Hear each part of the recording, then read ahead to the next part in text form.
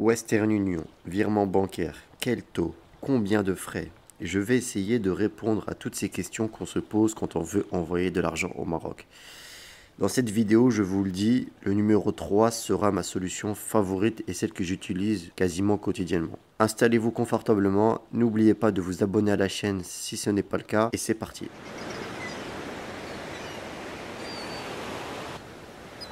Assalamu alaikum, bonjour à toutes et à tous.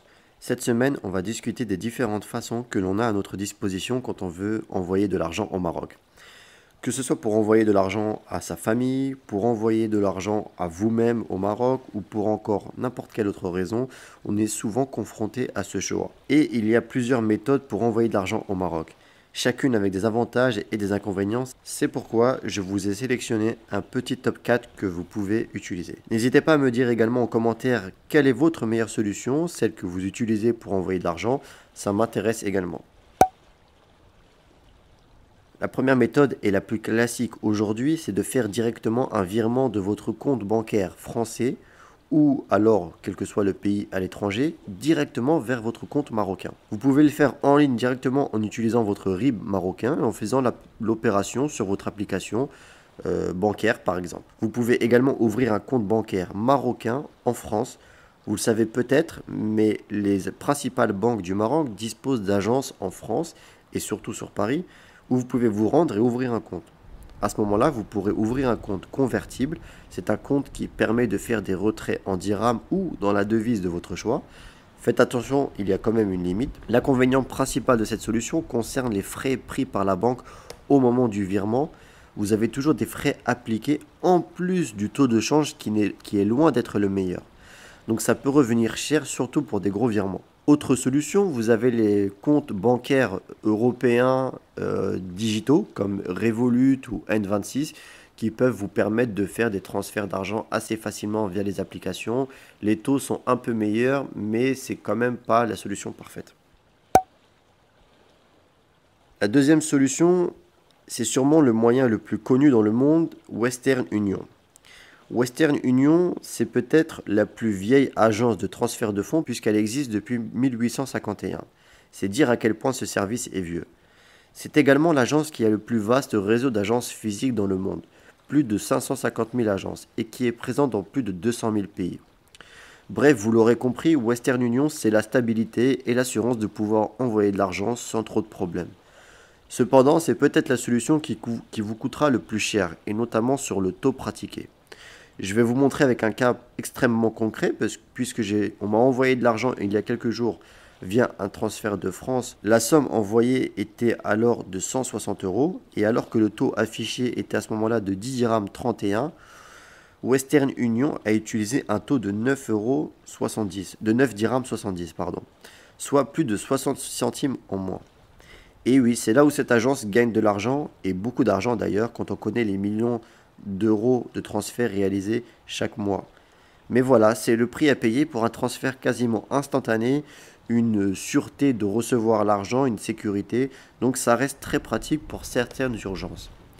Autre avantage, on trouve des bureaux de Western Union partout au Maroc. Vous pouvez même aller à la campagne, dans des zones rurales, dans des endroits assez reculés. Vous devriez trouver généralement des centres de retrait assez facilement.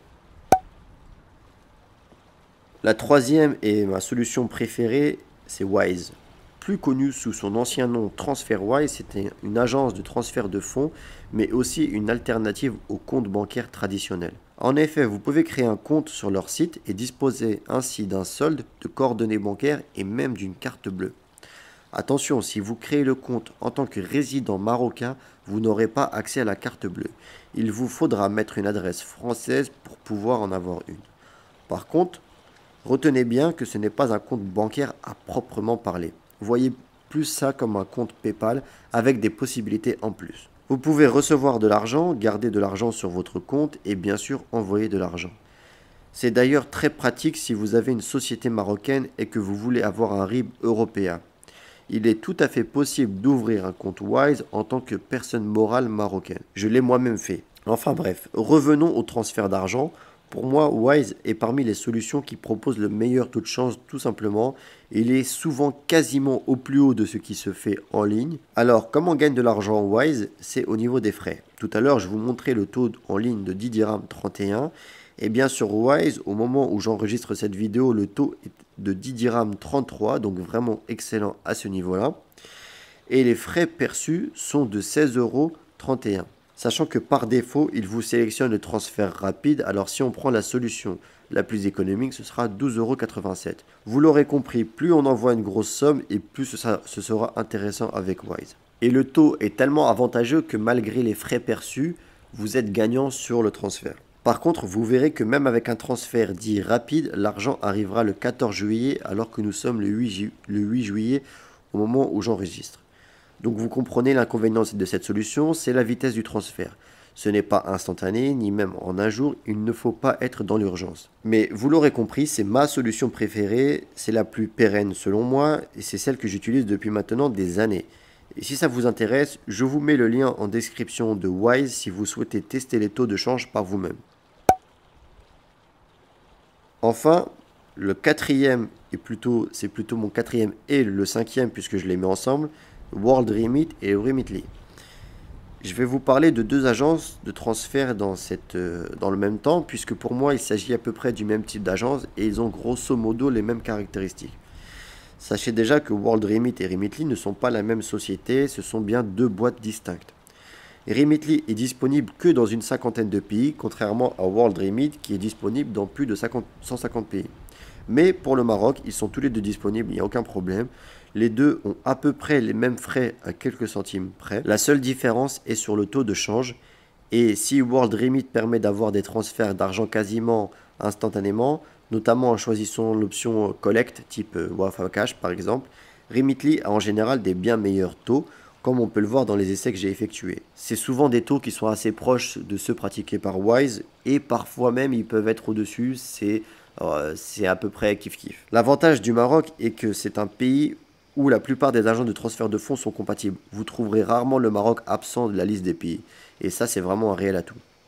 Ensuite, selon vos besoins, si vous êtes pressé, si vous souhaitez envoyer sur un compte bancaire ou si vous souhaitez que la personne retire directement l'argent en liquide dans un centre de retrait, comme Wafa Cash, chaque application a ses avantages, même si je vous ai donné ma préférence. Et n'oubliez pas que si vous souhaitez apprendre l'arabe marocain, le Darija, un lien est disponible dans la description pour vous permettre d'apprendre la langue via une excellente plateforme en ligne qui vous facilitera la vie ici. Et si vous avez aimé cette vidéo, que vous ne voulez pas rater les prochaines toujours sur la vie au Maroc, n'oubliez pas de vous abonner, à laisser un petit like, ça soutient la chaîne. Quant à moi, je vous dis à la semaine prochaine, Inch'Allah, pour une prochaine vidéo. Assalamu alaikum.